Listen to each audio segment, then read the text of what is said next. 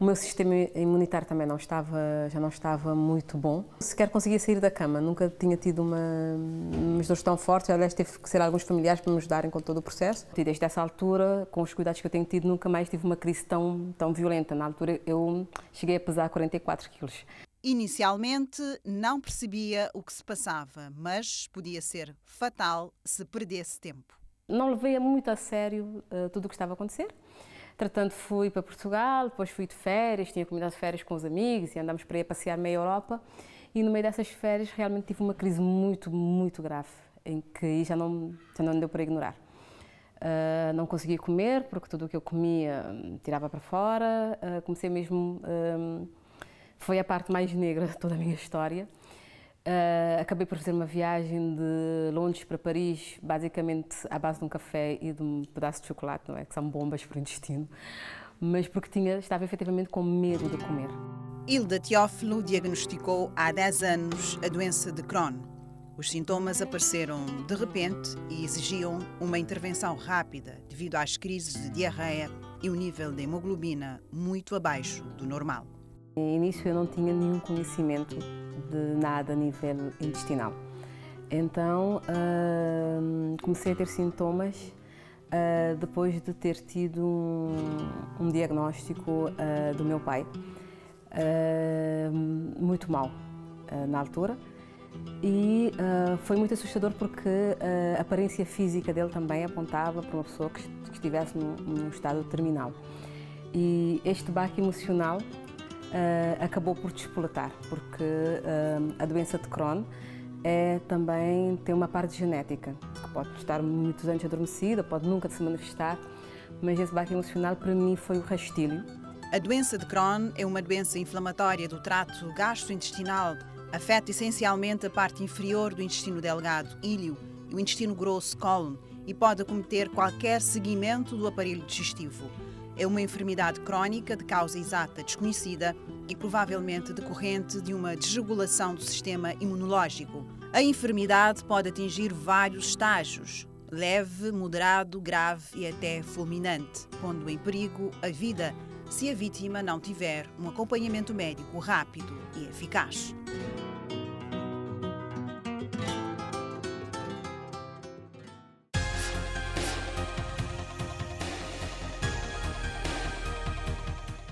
Os hábitos alimentares estão entre os principais traços culturais de um povo.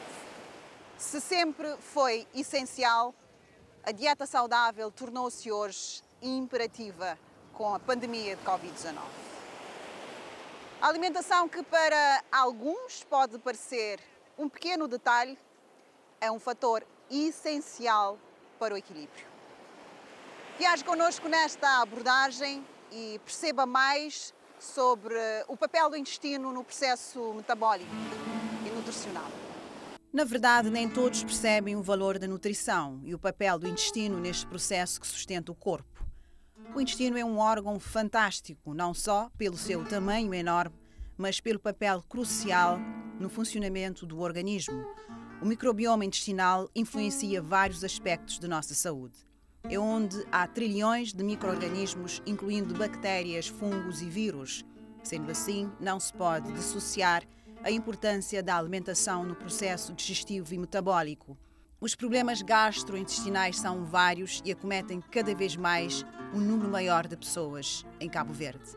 Dentre alguns, destacam-se as reações alimentares adversas, como as alergias e as intolerâncias alimentares. Estas disfunções intestinais estão também ligadas ao stress e ao consumo de alimentos com agrotóxicos, sendo estes apenas um dos vários fatores da intolerância alimentar e problemas intestinais, explica a nutricionista Elizabeth Alves. O intestino, e na literatura está falando, é segundo o cérebro, né? Porque o intestino não funcionando bem, ele falamos tudo, doença está surgindo lá, o não funcionamento correto do intestino. A hora que nós fala não funcionamento, nós fala de ser qualidade, né? Como que está constituído em termos de bactérias, modo que está nós chamamos macrobiota, né?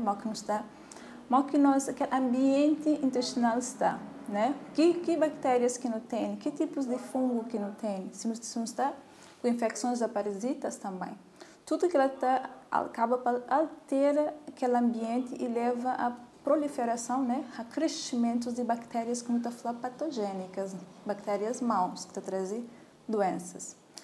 E não só isso, o intestino também é constituído por células, né, células epiteliais, como tu chama, a nível intestinal, esse também pode ser destruído. E que a destruição pode ser causada por tudo que os fatores que fala, né, medicamentos em excesso, e medicamentos também de toma crônica, uso excessivo de antibióticos, uso de alimentos que está causando sensibilidade, a quando usa de forma persistente. Tem alimentos que não está comendo, tu fala, aquele está fazendo mal, mas não está continua a fazer aquele uso daquele alimento e ele continua a fazendo mal. É como um estacal com ferida, sempre, ok? E nunca te dá a oportunidade para recuperar. Então, a hora que o intestino nunca está conseguindo recuperar, porque células estão a ser destruídas, mas está volta a ser, como pode falar, a crescer de novo. Então, está volta a ser recuperado. A hora que não está usa também e já falar, a hora que não tem infecções recorrentes, tudo que ela mostra, mas não tem uma má flora, uma má constituição de nosso intestino. No que toca às sensibilidades alimentares, destacam-se a intolerância ao glúten e aos produtos lácteos. Estes alimentos são como venenos para pessoas que não toleram o leite e derivados, trigo, aveia, a carne animal e derivados, e uma lista de alimentos contraindicados para pessoas com sensibilidade a determinados produtos alimentares. Os sintomas aparecem sempre, né? A pessoa tem obstipação, normalmente a pessoa tem problema de insônia, e a pessoa tem muitos gases, tem muitos arrotos, pessoas têm queixas de dores também, porque está dando dores, está dando muito dores. Pessoas têm queixa de intestino inflamado, intestino inchado, não está intestino inchado, está sentindo dores na dedo, na articulação, está fica afrontado, nunca está conseguindo dormir. A pessoa não tem mau humor, não está irritada, não está mais ansiosa. E também leva síndrome de pânico, a depressão também, é tudo fatores que estão relacionados com o intestino que essa funciona muito bem. Mesmo as pessoas reparam, a hora que está de mau humor, esta repara se os intestinos se está funciona bem, porque está altera automaticamente. Quer dizer que o intestino tem um grande poder também sobre o cérebro. Sim, com certeza. A informação também do intestino, mas para o intestino, para o cérebro, de que cérebro para o intestino. Então, se estiver bem, tudo é como se está produzindo toxinas, né? Causa inflamação, leva à produção de substâncias tóxicas e tudo que está bem de forma à frente, né? Também de intestino para cérebro. Bem, a experiência clínica, sim. A maioria, 90% dos minhas pacientes têm sensibilidade e intolerância também. Por quê? Não só por estes fatores ambientais, que é muito, mas também por questão alimentar também. Não tem que hoje alimentos que é produzido hoje em dia já não é como antigamente, não é? Então hoje a vaca está dando estrogênio, né? Está dando hormônio que é para produzir mais leite, está dando muito antibiótico para essa doença, está dando ração. Então é tudo aquilo que está bem de comida está passa para animal e a nós não toma através de animal. Então, ela também é uma forma de desregular o intestino também. Por exemplo, tem pessoas que têm sensibilidade, por exemplo, a milho, por exemplo, em si. Você está falando de alimento em si. Mas ele faz um uso de um milho que é transgênico, né? Que é normalmente aquilo que não está na loja, e ele tem reações. Ele sofre reações a ele. Então, fala, tem sensibilidade ao milho. Mas outra experimenta dar um milho orgânico e aquela pessoa que tem nenhum tipo de reação àquele milho. Então, o que pode fazer reação?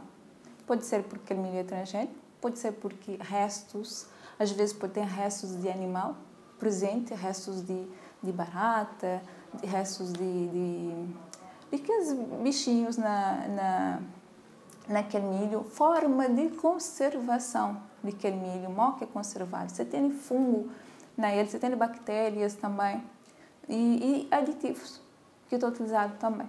Então, pessoas podem também ter sensibilidade a aditivos, tudo que ela causa alergias e sensibilidades alimentares também. Então, normalmente é um bocadinho complicado descobrir realmente a que a pessoa tem sensibilidade se nunca houve tudo aqueles fatores lá.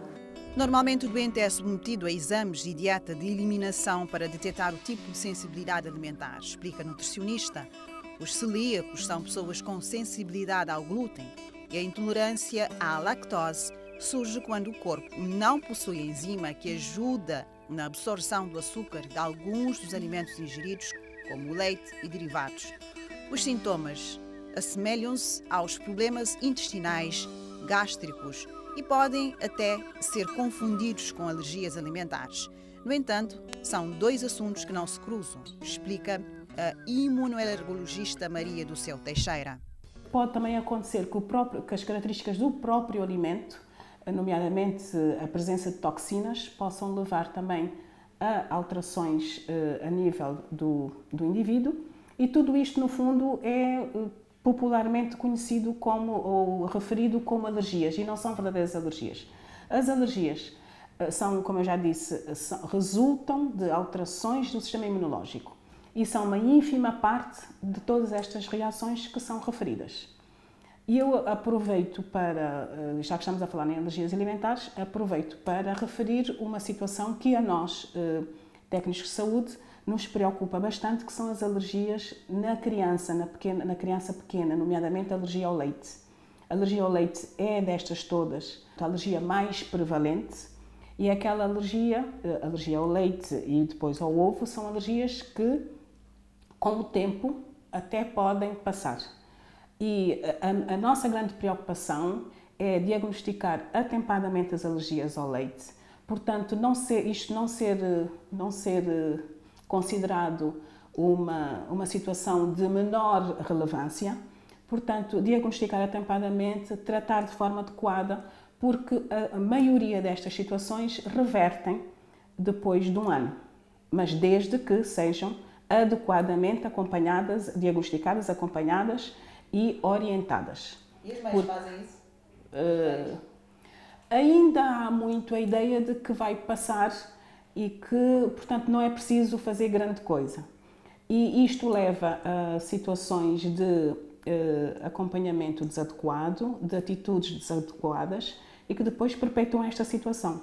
Cerca de 95 a 99% de crianças com alergia ao leite revertem-se nos primeiros 2 anos de vida, pelo que a imunoalergologista apela ao tratamento do doente a tempo e de forma eficaz, ou seja, logo nos primeiros 2 anos de vida da criança. Caso contrário, a situação pode perdurar por longo tempo, com várias consequências para a saúde, afetando também a qualidade de vida. As manifestações da alergia são basicamente na pele, no intestino, portanto, no aparelho gastrointestinal, e, portanto, essas situações mais graves, que é a anafilaxia. Os sintomas, habitualmente, os mais frequentes são na pele. Portanto, urticária, que são aquelas pápulas avermelhadas e que dão prurido, dão comichão, que surgem poucos minutos após, de poucos minutos, entre 2, 3 minutos até, mais frequentemente até 30 minutos, podendo ir até 2 horas, que é aquilo que nós habitualmente chamamos as reações imediatas, portanto, que surgem logo após a ingestão do alimento, e essas são as que mais nos preocupam, porque são as que são mais graves. E depois temos as outras que podem surgir mais tarde, também na pele, as dermatites, os quadros gastrointestinais, que também podem ser imediatos ou não, mas quando surge mais tarde são situações que, do ponto de vista clínico, não são tão graves, mas que devem ser também tratadas, é claro. A anafilaxia, também conhecido por choque elétrico, é uma emergência médica. A reação anafilática pode iniciar rapidamente, em alguns minutos, pondo em risco a vida. De entre alguns sintomas estão problemas de respiração, mudança de pressão arterial. O tratamento consiste na administração de adrenalina injetável e monitorização dos sinais vitais da pessoa. As manifestações alérgicas alimentares são muito mais frequentes nos primeiros anos de vida do que na idade adulta. As pessoas com outras patologias alérgicas são mais propensas a desenvolver distúrbios alimentares, segundo Maria do Céu Teixeira, que aproveita para desmistificar o conceito de alergia vulgarmente conhecido em Cabo Verde. Nem tudo que parece alergia é. esse mito de que eu sou alérgico a tudo e levar a dietas muito restritivas e que podem então conduzir a problemas de subnutrição e problemas alimentares graves. O que é frequente é a pessoa ser alérgica a 1, 2, no máximo, habitualmente, no máximo até 3 alimentos. Eu costumo dizer que ninguém é alérgico a tudo. Ninguém é alérgico a tudo. Pode é ter outra situação clínica que, ao ingerir outro tipo de alimentos, possa provocar sintomas, e os sintomas muitas vezes são sintomas que se sobrepõem, nomeadamente os sintomas gastrointestinais, dor abdominal, diarreia, obstipação, flatulência, são sintomas que são comuns às alergias alimentares, às intolerâncias alimentares e a outro tipo de situações gastrointestinais. Daí a importância do diagnóstico correto, e o diagnóstico correto passa pelo profissional de saúde, que deve fazer a história clínica adequada, a avaliação do doente e depois por exames complementares que atestam, portanto, que nos ajudam a definir se a situação é uma situação alérgica ou não.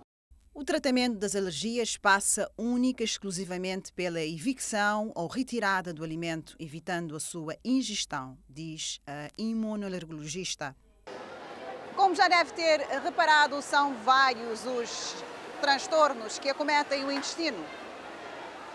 E por ser a saúde da flora intestinal extremamente importante para o bom funcionamento do corpo, várias são as consequências físicas e mentais, sim, mentais, decorrentes da má alimentação e da inflamação intestinal. A inflamação intestinal está diretamente ligada aos nossos problemas diários. Dou um simples exemplo da insônia e da depressão. A alimentação orientada e cuidada é uma das melhores formas de prevenção contra distúrbios intestinais e de outras patologias que acometem este órgão importante, que do seu bom funcionamento também depende o organismo para estar saudável. Em março, mês do consumidor, preparamos esta abordagem centrada na alimentação com o intuito de informar sobre os benefícios de uma dieta saudável, mas também dos problemas que a falta de cuidado com o intestino acarretam para a saúde. Dados sobre as doenças crónicas em Cabo Verde são cada vez mais preocupantes. O segundo inquérito das doenças não transmissíveis do Ministério da Saúde, cujo resultado preliminar foi divulgado em 2020 com o propósito de conhecer os fatores de risco que estão na base das doenças não transmissíveis, mostram que o hábito alimentar em Cabo Verde não é dos melhores. Os valores que acabamos de ter acesso depois do estudo é que temos o consumo alimentar não está, o consumo alimentar de dietas muito baixas em frutas, em consumo de frutas, em consumo de vegetais, não está de acordo ao padronizado ou recomendado pela OMS, não está para os cabo-verdianos. É recomendado 5 peças de fruta e ou vegetais por dia. Os cabo-verdianos não chegam lá, consomem muito menos do que isso. Consomem por dia, mais ou menos, a nível do país, 2,2 numa semana típica, com várias diferenças entre as ilhas, é que temos até disparidades entre as ilhas. Para o controle do peso também as medidas de índice de massa corporal, ou seja, onde se define a obesidade ou não das pessoas, é muito alta também, ou seja, temos que 25% da população está acima da média de peso, ou seja, se pode considerar que o índice de massa corporal está mais de 25, é muito alto, ou seja, já é sobrepeso. O estudo revela ainda que o consumo do sal e do açúcar extravasa a média recomendada pela Organização Mundial de Saúde, OMS. O recomendado são 5 gramas máximo por dia de sal e a média dos cabo-verdianos é de 9,2 gramas consumidos por dia, ou seja, praticamente o dobro. Nós consumimos o dobro da quantidade de sal recomendada em Cabo Verde. Acaba por justificar também a prevalência da hipertensão em Cabo Verde, que também é muito alta. Acabamos por atualizar também com estudos, de quase 35% da população é hipertensa, é muito alto. A percepção também de consumo de açúcar também é muito baixo. Já foi um dado que não se analisou em termos de amostra, mas vê-se pela quantidade de alimentos que eles comem que se consome muito açúcar. Emília Monteiro explica que os dados deste segundo inquérito levantam preocupações no que toca aos riscos do aumento das doenças crónicas, já que, segundo diz, os cabo-verdianos têm a percepção que há um uso moderado destas 3 substâncias altamente nocivas: gordura, açúcar e o sal. Para além de ter conhecimento, às vezes questiona-se também o acesso, o ter acesso a determinadas coisas, o mercado. E não somente, como nós sabemos e constata-se e se sabe, não somente em Cabo Verde, que garantir uma dieta o mais saudável possível acarreta um custo elevado, que nem todas as pessoas conseguem adquirir ou, sim, conseguem suportar com o salário médio que temos em Cabo Verde. Também, como eu digo, às vezes também é a prioridade que a pessoa dá. Porque vês um pai que vai a um bar e acaba por consumir 3 cervejas ou 4 cervejas e não compra 1 quilo de frutas para dar aos filhos, ou para ele próprio comer, já nem falo dos filhos, para ele próprio comer, e depois diz que a fruta é cara. Os dados deste último inquérito mostram ainda que os fatores de risco das doenças crónicas e o aumento da obesidade estão a comprometer o avanço de Cabo Verde no que toca às metas previstas para 2030, pelo que é necessário repensar uma estratégia que ajude a promover um estilo de vida saudável, recomenda o segundo inquérito das doenças não transmissíveis, cujo resultado definitivo deverá ser conhecido brevemente. Com tantos desafios atuais para enfrentar e os efeitos negativos das alterações climáticas sobre nós, urge de escolhas inteligentes para melhor vivermos. A seguir trazemos alguns testemunhos de pessoas que explicam o quanto é maravilhoso a mudança do estilo de vida. Na primeira semana foi terrível, é um processo que começa, porque tem grandes mudanças em termos de coisa que comer, mas tem mudança a nível pessoal que está de cor e para alguém que nunca toma pequeno almoço. O pequeno almoço não era no horário que devia ser o pequeno almoço. Era levanta de cama, vai para o trabalho, às 10 toma um café, que simplesmente era, quase sempre era uma tosta, uma boa fatia de bolo, para quem gosta, e uma salada de fruta. E aquela salada de fruta era mais para equilibrar para a flamença comer direito. Mas então, nesse processo, bem aprendi aquela salada de fruta final que era o saudável para onde não aprende. Esse processo está ensinando a comer. Está ensinando a comer aquilo que não está comendo todo dia, mas de uma forma diferente.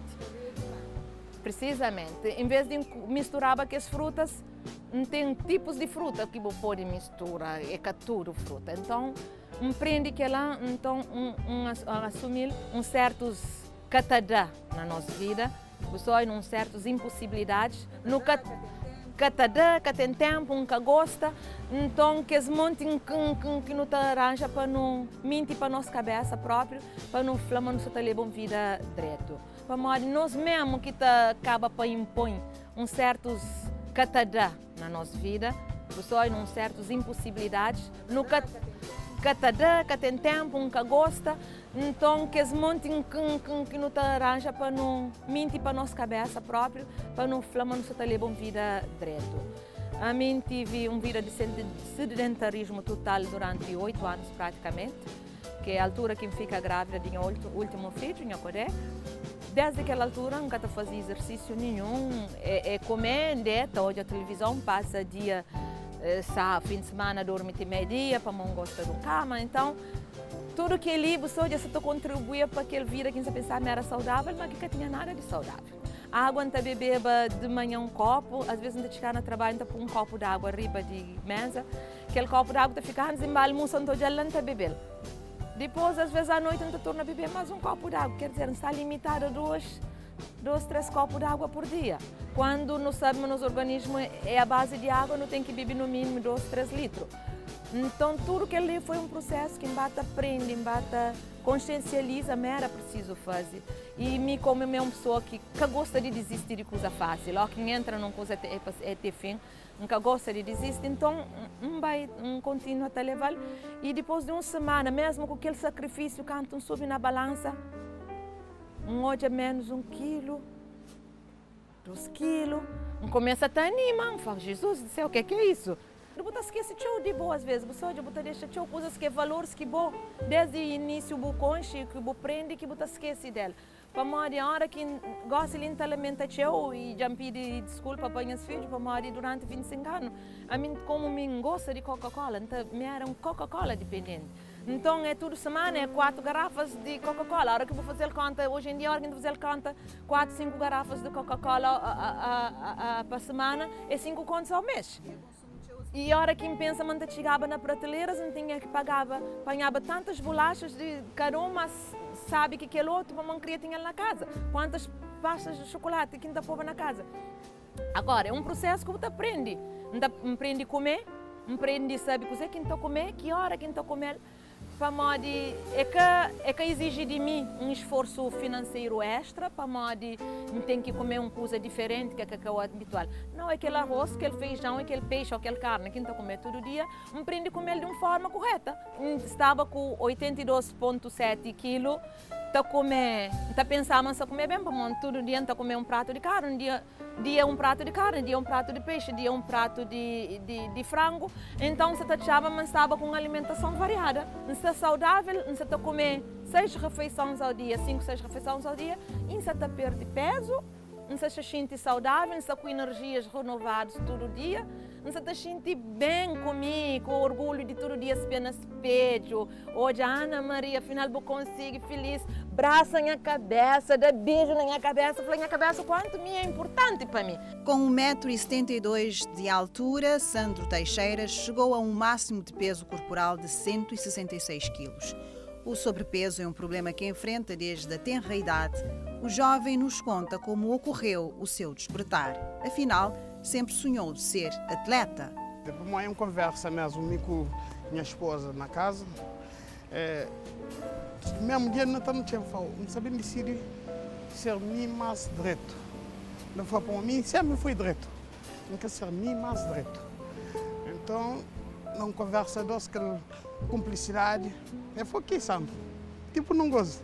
Não está ali para nós, não está junto. Como, já de lá, bem entra aquele Covid. Aí só é reforçar, mesmo durante a quarentena, começa a fazer esses bons hábitos. Aquele aqui também mentira de contra a Covid, mas mesmo assim é que tenha foco. E mesmo naquele período lá foi crucial para mim também, como lá os técnicos, médicos e mesmo, eles começam a dar alguns empurros sobre regime em termos de alimentação. Não sei de lá, reto, procurou um personal trainer, foi bom, foi tudo uma sequência. Então, muita gosta de sentir sempre se pode fazer o que gosta, fazer mesmo a brincar, não está super satisfeito para aquelas mudanças. Eu queria essa transformação já queria ele. É verdade. E mesmo por assim dizer, não está falando de minha personal trainer, Kátia lá, falou, opa, se há uns 20 anos atrás, eu era um atleta mais dinâmico, então, quem sabe, que tinha limite, né? Já, mas mesmo assim, que até deixa de começar a partir de agora para frente. Como que era antes de transformar o corpo ter transformado? Põe assim, 6 anos já ia estar 45 quilos.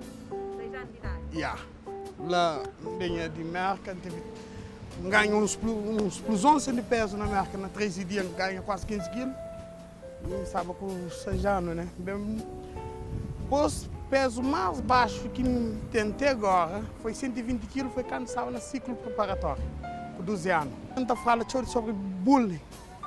A mim sempre me tenta contradizer aquilo, por modo é que só o facto de ser grande, não é baixo, até deixa outros, pô, cada quem tem sua natureza. Então, me sempre foi ativo. A Eva e o Sandro não são os únicos que já se despertaram para a importância de uma dieta consciente. Que o digam Vítor Hugo Fortes e Marvela Rodrigues, o quanto as atitudes saudáveis compensam na qualidade de vida. Não estou a comer certa coisa só para comer como outra alguém está a comer. Tem que saber cozer que aquela comida tem, que está nutre no corpo. Eu também foca no amor próprio. Isso que é consciente, comer consciente. Comer consciente. Mas se não tem amor próprio, se sabe um gosto da minha cabeça como em primeiro lugar, não naquele sentido de ego, de egoísmo, mas de ama minha própria pessoa. Responsabilidade para o próprio. Então, pode tempo para andar para outra pessoa, para andar para minha filha, para andar para minha trabalho, para andar para minha esposa, para minha família. Não tem que dar a minha cabeça primeiro. E não tem que dar a minha cabeça aquele que é direito. Para ter uma vida saudável, uma vida estável, que amanhã nunca também entra na doença. Nossa doença é fruto de nossa má nutrição. A nós é aquele que não está comendo. Portanto, isso não dá a minha cabeça, nunca pode dar a minha cabeça algo errado. Doenças que não te provocam no nosso próprio corpo. Sim. É nós que te provocamos, primeiro porque não te alimenta mal, e depois não tem uma vida muito estressado e não te enche a nossa cabeça de psicotoxinas. Raivas, rancores, inveja, vingança, tudo coisas que te magoam, não te chora, não te deseja para outras pessoas, mas que te afetando é nosso. E te liberta hormônios negativos para o nosso corpo, te provoca cancro, talvez. Portanto, não tem que começar a foco também na nossa mente. Aí botar valor pensamento, né? Pensamento, modo nosso, aquilo que nos apresenta exterior, não só para mostrar um bom físico, para alguém que está direito fisicamente, mas que o nosso exterior reflete o que se passa dentro de nós. Sim, encontrei isso em casa, em parte, porque o meu pai já era naturalista. Portanto, ele não tomava medicamentos, não é? Qualquer coisa ele tinha receita para tudo, portanto ia buscar na natureza, não é? E a minha mãe costuma dizer que eu sou muito parecida com o meu pai, não é? Nesse aspecto. E eu sou muito naturalista, gosto de chás. Por exemplo, uma das coisas que eu faço com muito prazer é ir ao mercado. E lá vou escolher as minhas coisas que eu uso no dia a dia e todos os sábados eu estou lá no mercado, não é? Só de ver as cores do mercado já me traz felicidade. Eu acho que é uma opção de vida. Portanto, nós todos temos a capacidade de mudar. Seja em que fase da vida estivermos, podemos mudar.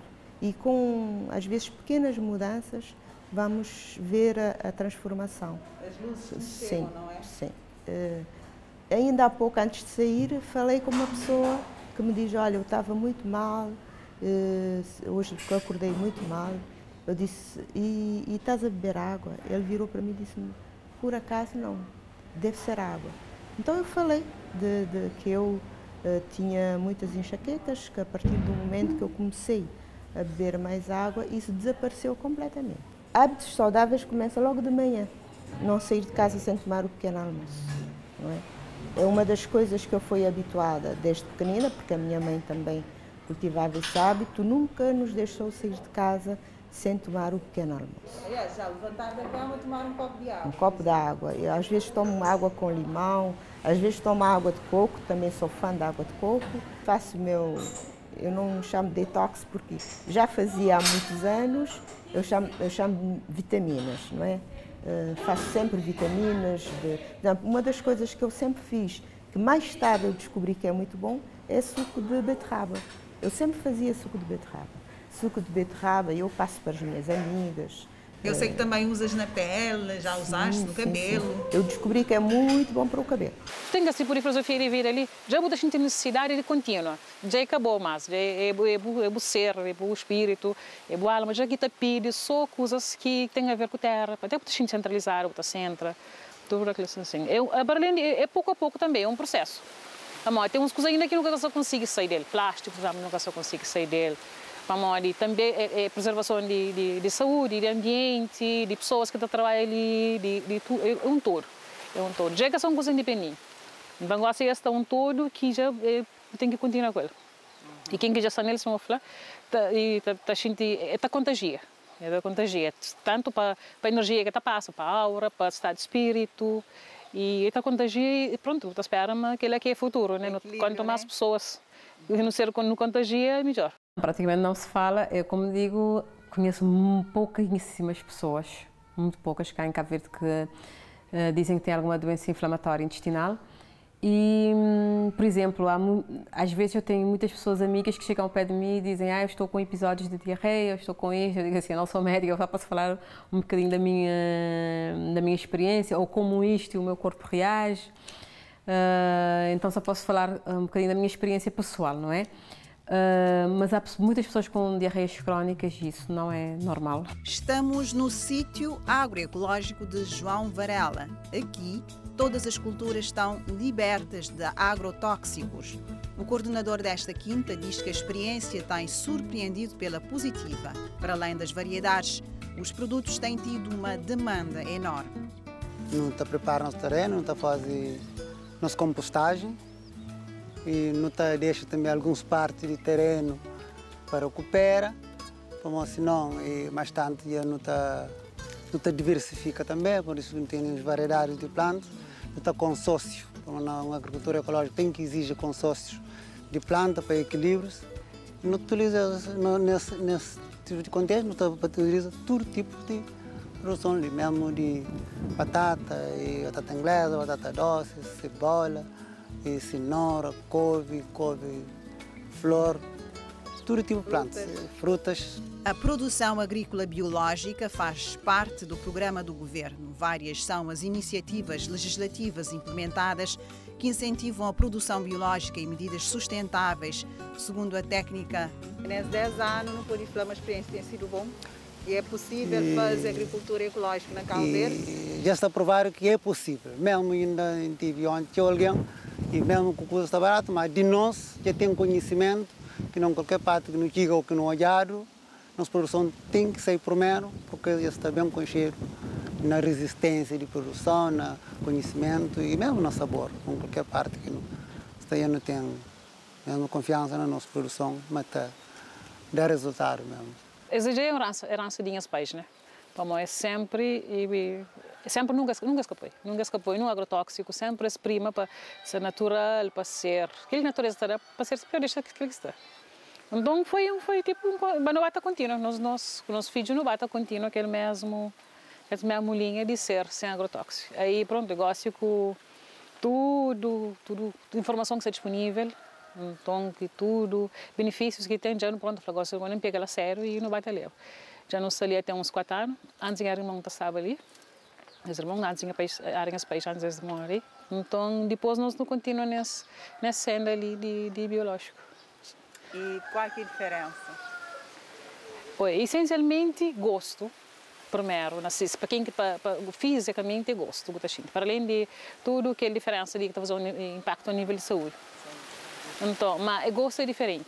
Gosto é mais acentuado, o morango tem gosto mais de terra, que tem um gosto cheio aguado, se uma pessoa está falando. Então, gosto é mais acentuado. Então, sinceramente, gosto de comida, de produtos. Gosto de maneira cada vez mais cheio. Então, gosto de necessidade de dedicar mais tempo a isso. Então, fazer por amor, mas para uma pessoa que gosta, esta fenômeno é meio diferente. Por exemplo, fruta dura que estraga, por exemplo. Ou se você compra um tomate biológico, está tendo uma semana geleira tranquila que estraga. Cenoura é a mesma coisa. Então, a pessoa está cheio, gosta. Então, não sabe até continuar essas coisas ali. Tem algum outro desafio mais para frente? Sim, desafio é cheio. Como é de minha área de agricultura, de agronomia e de área de vida, marido nenhum de nós. Então, desafio próprio aprende a fazer agricultura. Isso é uma jogada do loto. Cada ano tem um desafio diferente. Seca é praga é para o trabalhador, trabalhador é dinheiro. Então, eu tenho que batalhar com essas coisas ali. Desafios é cheio a sério nessa área ali. O princípio da agricultura biológica não tem que estar com meio. Então, lá no cata mata. que é praga. Então, usa que o objetivo de usar que é erva aromática é para fugentar praga. Então funciona? Então funciona sim. Sempre não está agricultores, não está sensibilizar. Se usa agrotóxico, tem aquele tempo que põe um produto que está fora intervalo de segurança, que é estipulado. Se você siga aquele intervalo de segurança, é que cada muito tem aquele efeito. Mas, normalmente, é consciência de cada um. A produção agrícola biológica faz parte do programa do Governo. Várias são as iniciativas legislativas implementadas que incentivam a produção biológica e programas agrícolas sustentáveis, segundo a técnica da Direção-Geral da Agricultura, Silvicultura e Pecuária, Maria João do Rosário. O Plano Estratégico de Desenvolvimento Sustentável, PEDS, por exemplo, prevê o desenvolvimento deste tipo de produção. O país dispõe de uma lista positiva, a lista positiva que privilegia preferencialmente pesticidas biológicos, naturais e os menos tóxicos. Definimos essa abordagem integrada, porque da produção e da proteção. Engloba até, começa desde o solo e das sementes, porque não é só limitar o uso de pesticida, porque para limitar o uso de pesticida temos que trabalhar desde o início, desde as sementes. E nós, neste momento, temos um projeto de cooperação Sul-Sul, em que haverão técnicos chineses para nos apoiar em matéria de melhoramento do solo e luta integrada de praga. Haverão sete chineses que trabalharão conosco durante 2 anos nesta matéria para reforçar a instituição nesta matéria. Eu diria que Cabo Verde tem vindo a trabalhar nesta direção, desde o início. Desde o início tem vindo a trabalhar, porque se formos analisar, como eu já li, todas as leis que se fez sobre esta matéria, toda a abordagem vai nesse sentido. Toda a abordagem vai nesse sentido. Agora, o que vamos fazer agora é reforçar para que a agricultura biológica seja economicamente viável. Cabo Verde respeita o standard do Codex Alimentar, um código alimentar que estipula o limite de pesticida usado desde 2012, assegura Maria João do Rosário. Do que o mercado cabo-verdiano oferece em termos de produção orgânica não chega a todos, explica Catarina Ressurreição. A empresária diz que, apesar de uma enorme demanda, nem todos conseguem ter acesso aos produtos devido ao preço alto. Foi um risco e tem sido um risco, porque os produtos já na origem são produtos mais caros e o facto de termos uma pauta aduaneira que penaliza muito a importação de produtos alimentares. E se os produtos na origem são mais caros, então vão ser ainda mais penalizados. E também o facto de haver muitos produtos que importamos que não são contemplados pela pauta aduaneira também é penalizante, porque vão para classificações subsidiárias e que são muito altas. E são produtos que respondem a necessidades muitas vezes básicas das pessoas, são necessidades crescentes de alergias alimentares, como são as bebidas vegetais, as farinhas sem glúten, que são mais caras, quer na origem, quer a pauta aduaneira também impõe uma tributação mais alta.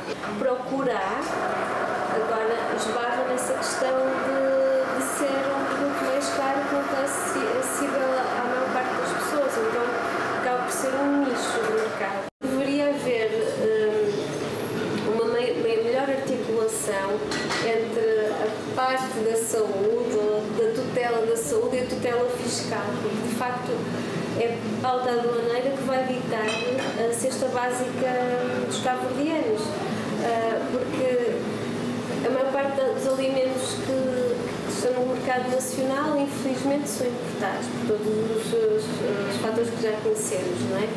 E ao serem importados, era importante que se desse prioridade ou que se fosse mais menos penalizante em termos tributários para os alimentos mais saudáveis.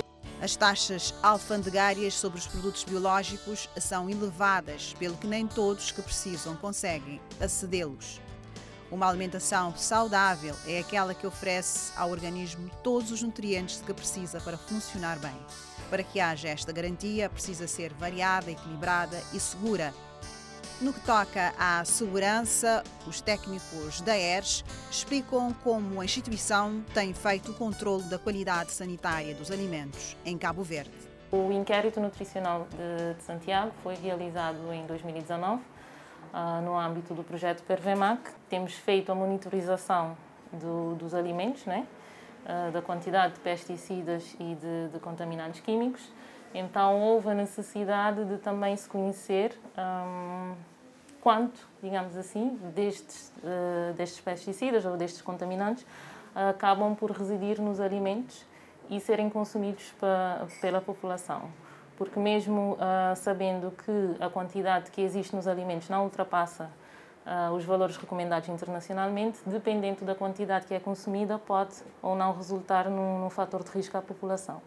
Então sentiu-se a necessidade de realizar um inquérito que nos vai trazer as respostas em relação aos pratos consumidos, à qualidade nutricional dos pratos consumidos e dos alimentos consumidos, e também vai permitir saber a quantidade de resíduos químicos que ficam nos alimentos e são consumidos pela população. Que é um projeto da Macaronésia, portanto, em que participou Açores, Madeira, Cabo Verde e Canárias. Ali recolhemos mais de 1.200 amostras ao longo dos últimos 5 anos e mandamos também para um laboratório que fica na Universidade das Canárias para ver o nível, os resíduos de pesticidas.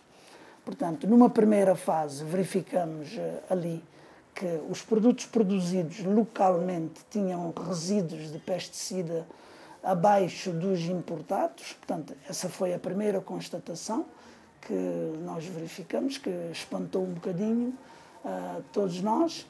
E, em segundo lugar, nós introduzimos, portanto, pegamos no Ministério da Agricultura e outras instituições, como o INSP, que também foram convidadas a fazer parte do projeto, e a partir daí eles também passaram a seguir precisamente para fazer as medidas corretivas que se supunham. Compreender a nutrição é ser capaz de perceber a força dinâmica contida no alimento e a sua interação com o nosso corpo e com a nossa força vital.